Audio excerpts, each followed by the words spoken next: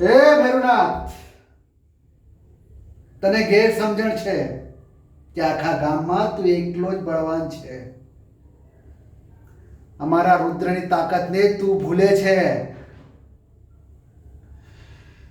કુસ્તી લડ્યા વગર તું કેવી રીતે નક્કી કરી શકે કે અખાડામાં તારો સામનો કોઈ કરી જ ના શકે?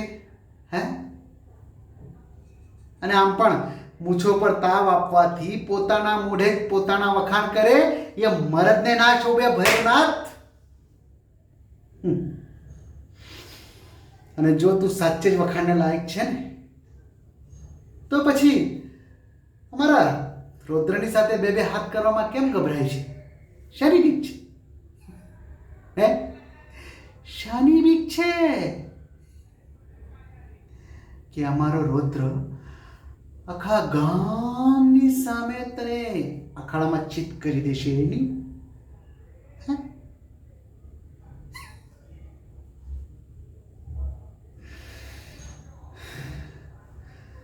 તાકાતને અહંકારથી ના દબાવીશ ભૈરવનાથ. મોટી વાત કરવામાં કોઈ ભલી વાર નથી. એના માટે તો અખાડામાં ઉતરવું જ પડે. એમ પણ અમારો રૌદ્ર કોઈ દિવસ હાર્યો નથી અને તને પણ એનો તાપેજનો સ્વાદ મળી જશે. અને જેટલા અહંકારથી તું તારી આ મૂછને તાવ આપે છે ને એ મૂછ કાઢવાનો દિવસ આજે છે. ગામવાળો, અરે સાંભળો, આવો, અરે અહીંયા આવો.